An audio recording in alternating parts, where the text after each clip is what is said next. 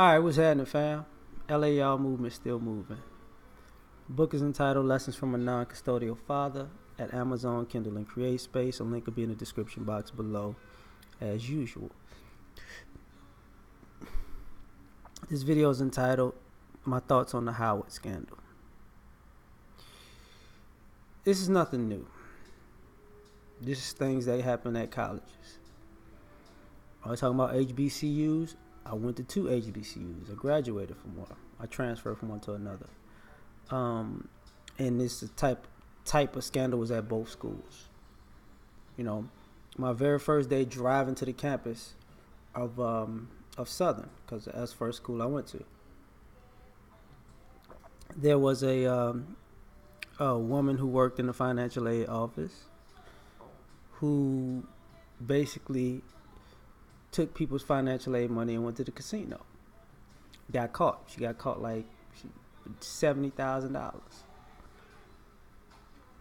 So it's a news story. While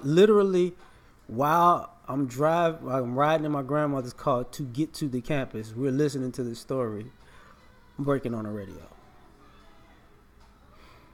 And when I was at Texas Southern, one of the presidents got fired for spending money on, basically type of embezzlement type of thing, where she was spending too much money on too many frivolous things, and it racked up so many charges to the point where I think the school lost its accreditation at a point because of it. But it was nothing new. It was something that in the culture, grand scheme of things, the culture of the administrations of these HBCUs, students, faculty, staff, administration, all know that these people do this, and the people that work for them do this. This is done on a regular basis, which people don't realize. It creates part of this split in the community, because when we need to look out for each other, and it splits up the opportunity for group economics at a college level, because you see people who are older than you and people who are in your same age group who throw you under the bus for money when you're trying to get an education to better yourself. So sometimes when people have those issues where you become alumni and they want you to be more active as alumni, or be more active financially with helping out the school, there are people who don't want to do it because the culture of mismanaging money has never changed. And some people don't get that. Like, some people don't get it. It used to affect the small things. I haven't been places in years, so I can't say, how it is particularly right now. But when I mean by small things, when people would steal money, it would get kids kicked out of school. They would be left with these weird balances that they couldn't figure out. Their parents couldn't figure out. The paperwork just didn't add up to what they originally, had. So either you coming out extra, or you just say, nah, I can't afford this, and the kid drops out. So now you've effectively hurt the community because you wanted to be selfish. Because all the things that these people spend money on, just like when you saw the young dude, I got a coat, I got a jacket, I'm taking pictures on Instagram, oh, I'm so fly. That, buying 4 or 5 cars, renovating offices to make them $1 million office type stuff. Like, this is what they do with the money. Destroying young people's educational lives and them being able to better themselves as human beings, and maybe their dreams to be lawyers, doctors, engineers, accountants. Because a lot of people don't realize in our community, a good portion of our skilled laborers come from HBCUs. You know, lawyers, doctors, engineers, stuff like that. That's where they come from. Physicists and all, that's where they come from. So the very people at these institutions sabotage people. You know, just completely cut people off at the knees. You know, and you know they're self-sabotaging there, but I ain't talking about that right now. But it's no problem. This is an ongoing thing. Now, let me get back to what I was talking about, where you see the differences. Because when you embezzle and steal that much money,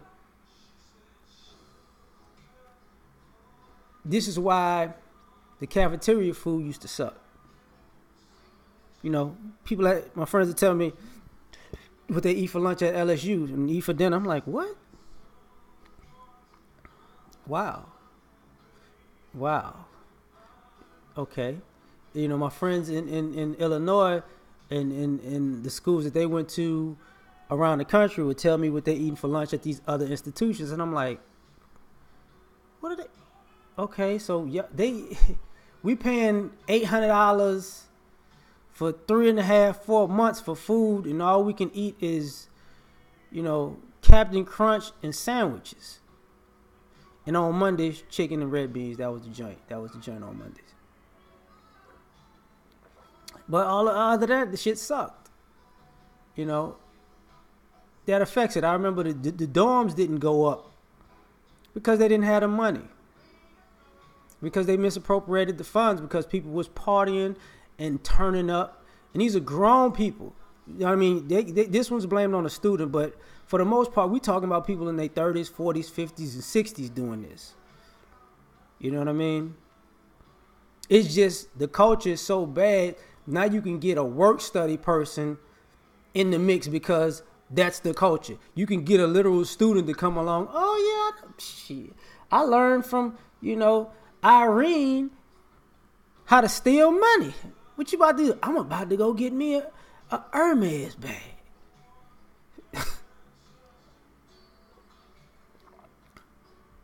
And, you know, and just in the same culture of getting caught, his dumb ass is the same, just like these other people who got caught in the past. They're no different. They used to come to school. I'm fly. Oh, I'm fly. You looking at people like, do you realize, like, on this board over here, that you just think students are walking by when they say they are hiring for certain positions in the state and in the school, it says how much you'll make a month? I know good and hell well you can't afford this shit.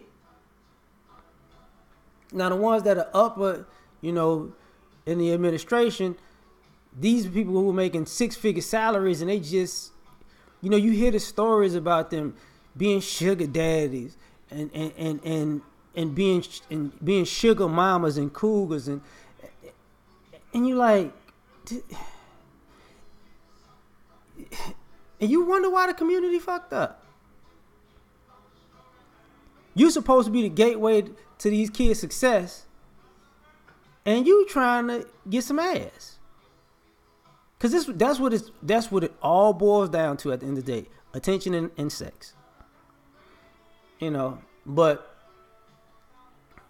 everybody's cool with that, or no? And then it's part of the reason why certain people,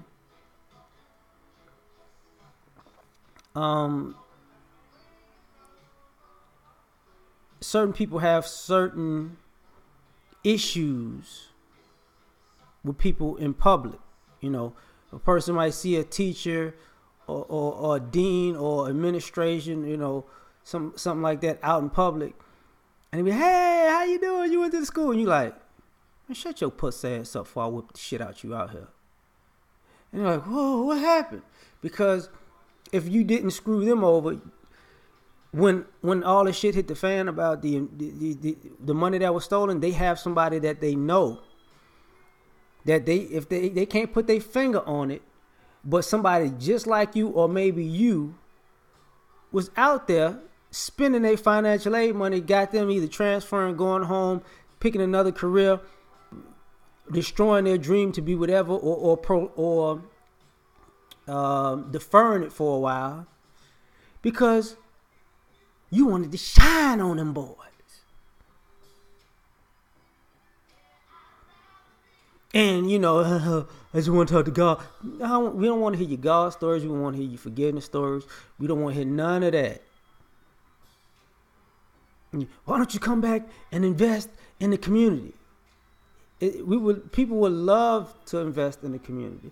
Would love to invest in making these schools better. But the problem is nobody wants to put money in y'all thieving ass hands. That's what the problem is. And the culture is so pervasive. That's what this Howard scandal shows. That it's so bad that you can be on work study and damn near still $500,000. And if you think this the only student who's done this shit,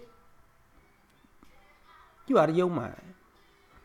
When that story came out, I'm pretty sure it's students at other schools like, oh fuck, motherfucker got caught. Whoo! I'm done. I retire. I don't need this.